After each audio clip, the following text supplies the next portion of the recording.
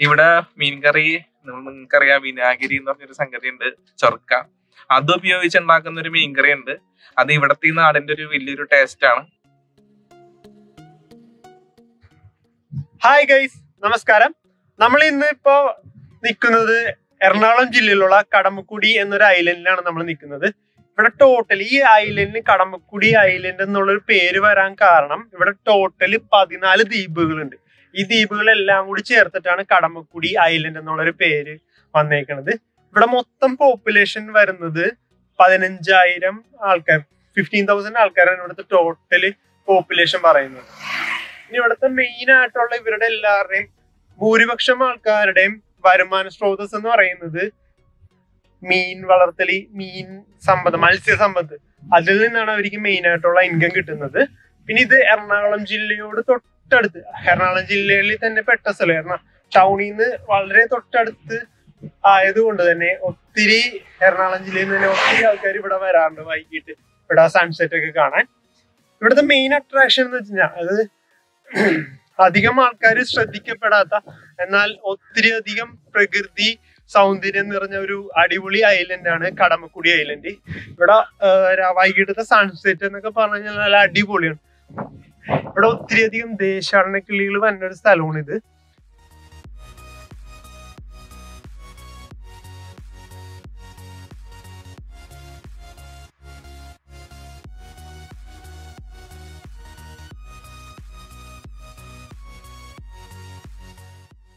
അപ്പൊ ഞാനും എന്റെ ഫ്രണ്ട് റോഷനും കൂടിയാണ് ഇന്നത്തെ വീഡിയോ എടുക്കാൻ വേണ്ടി മൊത്തം വന്നേക്കുന്നത്. അപ്പൊ ഞങ്ങള് റോഷനാണ് ഇന്ന് മൊത്തം ബൈക്ക് ഡ്രൈവ് ചെയ്തത്.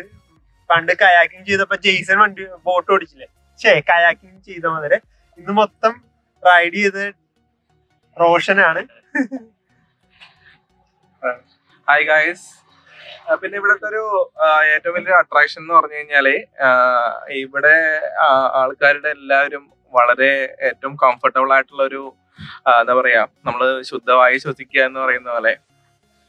അതായത് നമുക്കറിയാലോ, ഇന്ന് സിറ്റിയിൽ താമസിക്കുന്ന ആൾക്കാർക്കുള്ള ഏറ്റവും വലിയൊരു പ്രോബ്ലം എന്ന് പറഞ്ഞു കഴിഞ്ഞാല് നല്ല ഒരു എയർ കിട്ടാനില്ല എന്നുള്ളതാണ്. പക്ഷെ ഇവിടെ വന്നു കഴിഞ്ഞു കഴിഞ്ഞാൽ നമ്മളിപ്പോ ഒരു റിഫ്രഷ്മെന്റിന് വേണ്ടിയാണെങ്കിലും അതുപോലെ തന്നെ നമ്മളൊരു ഫാമിലി ആയിട്ട് ചിലപ്പോൾ തിരിച്ചു പോകുന്ന വഴിയിൽ കുറെ ഫാമിലീസ് ഉണ്ട്, അത് കാണിച്ചു തരാം.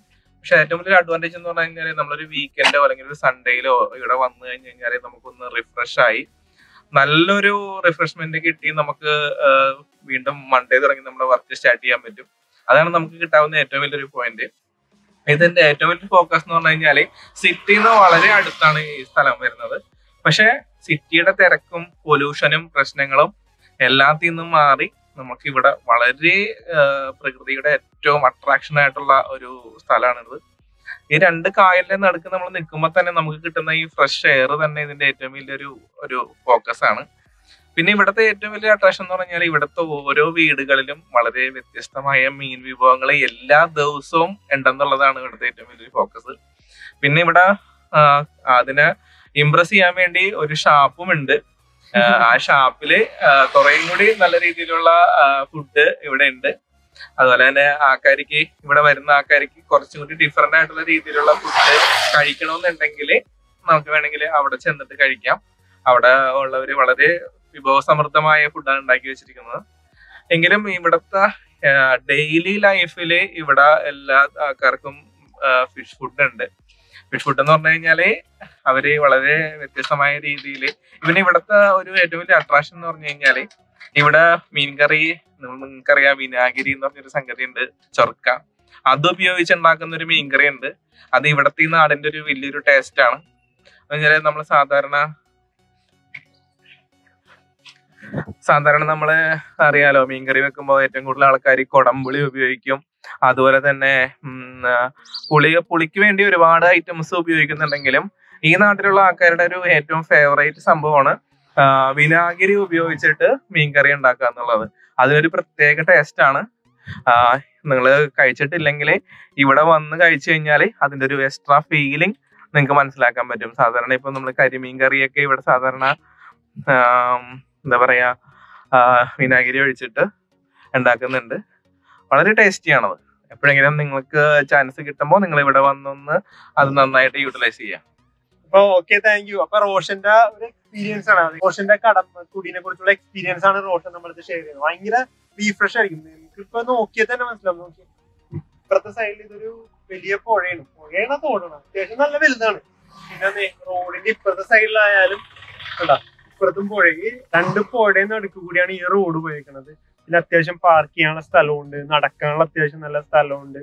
സോ ഭയങ്കര നമുക്ക് സൂര്യൻ അസ്തമിക്കാറായി. ഇപ്പൊ ഏകദേശം സമയം ഇപ്പോ 5:45. അപ്പോഴേക്കും ഇവിടെ ഒരു ഷെയ്ഡ് കണ്ട ആ ഒരു ഷെയ്ഡ് നല്ല നമ്മളൊരു റീഫ്രഷ് ആക്കണ ഒരു അറ്റ്മോസ്ഫിയർ ഇവിടെ മൊത്തം. അടിപൊളിയാണ്. അടിപൊളി എന്നുള്ള വാക്ക് യൂസ് ചെയ്യുന്ന ഫ്രണ്ട്സ് ഒക്കെ പറയണം. പക്ഷെ ഇവിടെ വരുമ്പോ തന്നെ നമുക്ക് നല്ലൊരു റീഫ്രഷ്മെന്റ് കിട്ടും. അത്യാവശ്യം നമുക്ക് ആ ഒരു ടെൻഷനൊക്കെ മാറി നമുക്ക് ഒരു നല്ലൊരു റിലീഫ് കിട്ടും. സോ എല്ലാരും തീർച്ചയായിട്ടും ഇവിടെ വരണം. നന്നായിട്ട് എൻജോയ് ചെയ്യണം. ഫാമിലിയൊക്കെ ആയിട്ട് എൻജോയ് ചെയ്യാൻ പറ്റിയ ഒത്തിരി ഇവിടെ കയാക്കിംഗ് ഒക്കെ അറേഞ്ച് ചെയ്തിട്ടുണ്ട്. സോ നിങ്ങൾക്ക് ഫാമിലി ആയിട്ട് വന്നു കഴിഞ്ഞാൽ ഒരിക്കലും ബോറടിക്കത്തില്ല. ഇവിടെ വന്നു കഴിഞ്ഞാൽ നന്നായിട്ട് എൻജോയ് ചെയ്യാൻ പറ്റും. അപ്പൊ നമ്മള് ഇങ്ങനെ ജസ്റ്റ് ഈ സൈഡിൽ ഇങ്ങനെ ഇരിക്കണായിരുന്നു. അപ്പൊ അതിൽ നിന്നൊരു ചെക്കൻ അപ്പൊ പയ്യൻ വഞ്ചി തൊഴിലായിരുന്നു. അപ്പൊ നമ്മള് ജസ്റ്റ് ലിഫ്റ്റ് ചോദിച്ചിട്ടുണ്ട്. നമുക്കിപ്പോ വഞ്ചി കയറി ഒന്ന് ജസ്റ്റ് ഒന്ന് ചുറ്റി കാണാം. അതിലെത്തല്ല പഠിക്കണേ? +1. ആഹാ. എവിടെയാണ്? 10 കഴിഞ്ഞ്. ആഹാ. അതിലാണ് വഞ്ചി ചേണ്ടല്ലേ? ആഹാ. അപ്പൊ നമ്മളിപ്പോ അതിന്റെ ഒപ്പം വഞ്ചിയിലാണ് പോണത്. അതില് നമുക്ക് ഇവിടേക്ക് ഒന്ന് ചുറ്റി കാണിച്ചു തരാന്ന് പറഞ്ഞിട്ടുണ്ട്. എന്താ അതില് +1 ആയിട്ടാ പഠിക്കുന്നത്. വെള്ളം നോക്കി നല്ല പച്ച കളർ വെള്ളമല്ലേ? നല്ല പച്ച കളർ വെള്ളമാണ്. നല്ല അടിപൊളിയാണ്. നല്ല ഭംഗിയുണ്ട്. കാരണം വെയിലൊന്നുമില്ല. അവിടെ ഒരു ചേട്ടൻ വലയിടുന്നുണ്ട്.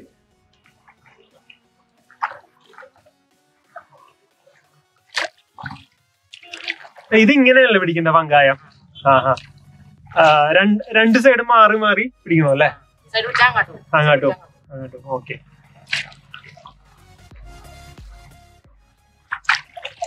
അപ്പൊ 2 സൈഡ് നമ്മൾ മാറി മാറി തുഴയണം.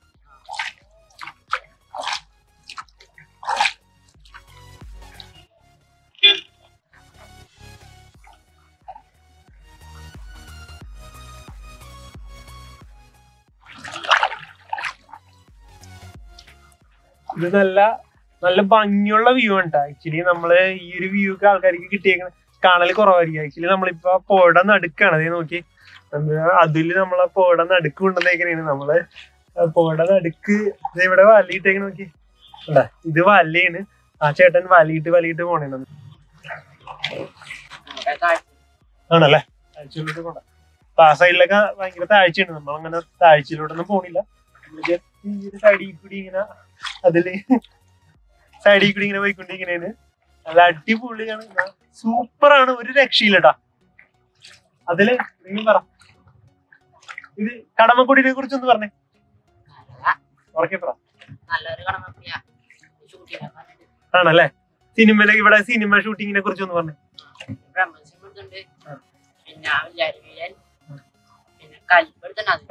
ആണല്ലേ? അങ്ങനെ ഒത്തിരി സിനിമയുടെയും സീരിയലിന്റെ ഒക്കെ ലൊക്കേഷൻ ആയിട്ടുള്ള സ്ഥലമുണ്ട് ഈ കാണുന്നതൊക്കെ. ഇവിടെയൊക്കെ ഒത്തിരി സിനിമയുടെ ഷൂട്ടിംഗ് ഒക്കെ ഉണ്ടാവാറുണ്ട്. അങ്ങനത്തെ കുറെ ലൊക്കേഷനാണ് ഇപ്പൊ നമ്മൾ കാണുന്നത്. നല്ല ഒരിക്കലും ഇവിടെ വന്നു കഴിഞ്ഞാൽ നമുക്ക് നിരാശയായിട്ട് പോകേണ്ടി വരത്തില്ല. കാരണം കാണാനുണ്ട്, അത്രയ്ക്ക് മാത്രം കാണാനുണ്ട്. അത്രയ്ക്ക് നല്ല വൈബാണ് ഇവിടെ ഉള്ളത്. നല്ല പ്രകൃതിദത്തമായിട്ടുള്ള നല്ല ഒത്തിരി കാഴ്ചകളുണ്ട്. പിന്നെ ഞാൻ നേരത്തെ പറഞ്ഞ പോലെ ഒത്തിരി ദേശാടന പക്ഷികൾ വന്നൊരു മെയിൻ സ്ഥലമാണ്. എറണാകുളത്ത് തന്നെ പ്രധാനപ്പെട്ട ഒരു സ്ഥലമാണ് കടമക്കുടി ഐലൻഡ് എന്ന് പറയുന്നത്.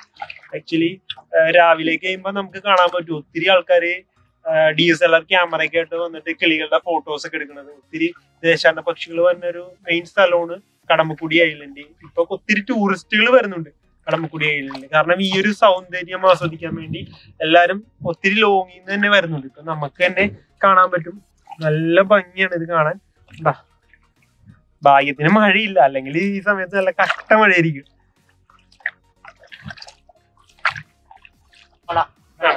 പ്രതിക്കട്ടെ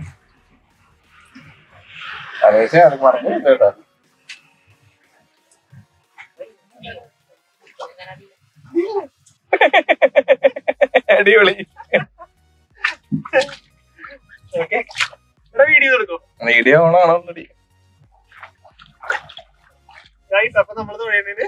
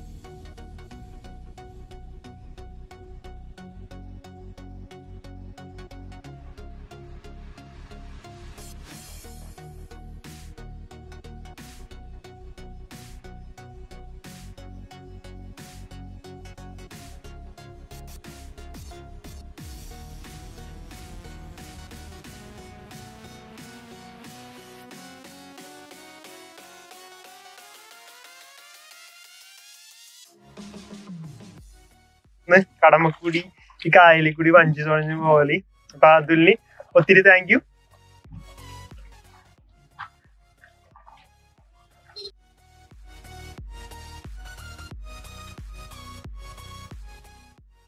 നോക്കിയേ അവിടെ ഒരു മരം ചാഞ്ഞ് കിടക്കണണ്ട.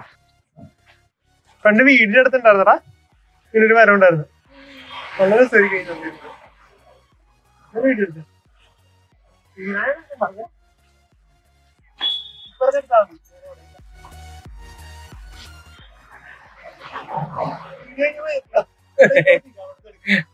ഞാൻ വയറിലാവും, അല്ലെങ്കിൽ വെള്ളം വയറ്റിലാവും.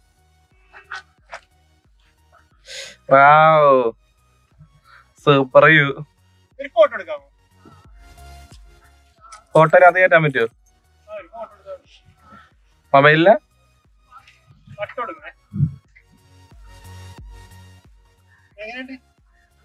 കൊള്ളാം.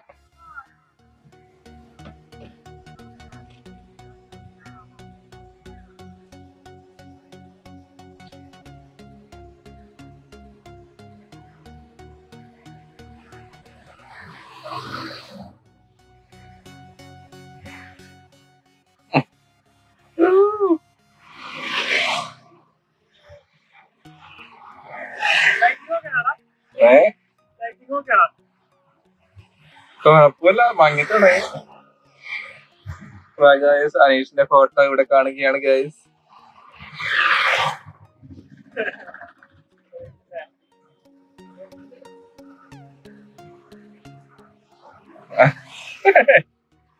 എന്റെ ഉള്ളിലോട്ട് വീണ വളരെ രസമായിരിക്കോട്ടാ.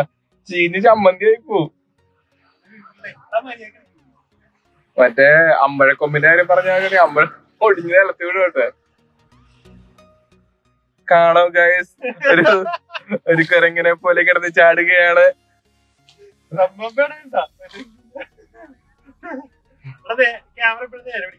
എടാ ഇത് അടുപ്പിക്കാൻ പറ്റൂലല്ലേ?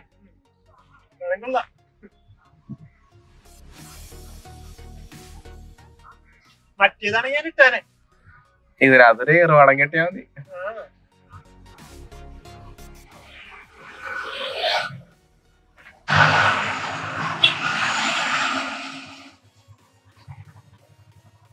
ഇതുവഴി KSRTC സർവീസ് ഒക്കെ ഉണ്ട് കേട്ടാ.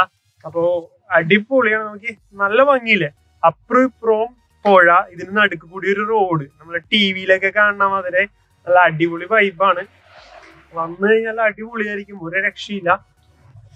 വൈകിട്ടൊക്കെ ആകുമ്പോ ഒത്തിരി ആൾക്കാർ ഫാമിലിയൊക്കെ ആയിട്ട് വരും.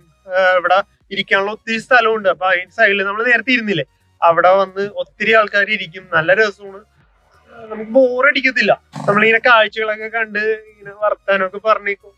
വൈകിട്ട് സമയം സ്പെൻഡ് ചെയ്യാൻ പറ്റിയ അടിപൊളി സ്ഥലമാണ്. അപ്പൊ നിങ്ങൾക്ക് എപ്പോഴെങ്കിലും ടൈം കിട്ടിക്കഴിഞ്ഞാൽ ഉറപ്പായിട്ടും ഈ വഴിയൊക്കെ ഒന്ന് വന്ന് നോക്കണം. നിങ്ങൾക്ക് ഉറപ്പായിട്ടും ഇഷ്ടപ്പെടും ഈ സ്ഥലം. കാരണം നല്ല അത്രയ്ക്ക് നല്ല കാണാൻ നല്ല ഒത്തിരി നല്ല ഭംഗിയുള്ളൊരു സ്ഥലമാണ് ഇത്. തീർച്ചയായിട്ടും അപ്പൊ നിങ്ങളൊന്ന് ഒന്ന് ട്രൈ ചെയ്ത് നോക്കണം. കുറച്ചു നാള് മുന്നേ ഇവിടെ കടമക്കുടി ഫുഡ് ഫെസ്റ്റിവൽ ഉണ്ടായിരുന്നു. അതായത് ഇവിടെ ലോക്കൽ ബോഡീസ് എല്ലാവരും കൂടി ഇവിടുത്തെ, അതായത് ഇവിടെ കിട്ടുന്ന ലോക്കലായിട്ട് കിട്ടുന്ന ഫുഡ്, അതായത് മീൻകറി, കപ്പ ബിരിയാണി, അങ്ങനത്തെ കുറെ ഫുഡ് നമുക്ക് ഇവിടെ വരുന്ന ടൂറിസ്റ്റുകളിലൊക്കെ കഴിക്കാൻ പറ്റുന്ന രീതിയിൽ അറേഞ്ച് ചെയ്തിട്ടുണ്ടായിരുന്നു. അപ്പൊ നമ്മ കടമക്കുടി ഐലൻഡ് അറ്റത്തെത്തി. ഇനിയിപ്പോ നേരെ ക്രോസ് ചെയ്ത് പേളയിലോട്ട് പോകും. എന്നിട്ട് അവിടെ നിന്ന് എറണാകുളത്തോട്ട് പോകാൻ നമ്മൾ പ്ലാൻ ചെയ്യണം. തിരിച്ച് വരാപ്പുഴ വഴിയാണ്, നമ്മൾ വരാപ്പുഴ വഴിയോ വന്നത്, പക്ഷെ റിട്ടേൺ പോകുന്നത് പേഴ വഴി എറണാകുളത്തോട്ടാണ് പോകുന്നത്. ഇവിടെ ഒരു ചെറിയൊരു ചങ്ങാടമുണ്ട്. അതിൽ നമ്മുടെ വണ്ടി കയറ്റിയിട്ട് വേണം അപ്പുറത്തോട്ട് പോവാൻ. പിന്നെ അവിടെ നമുക്ക് ബൈക്ക് ഓടിച്ച് പോകാൻ പറ്റും.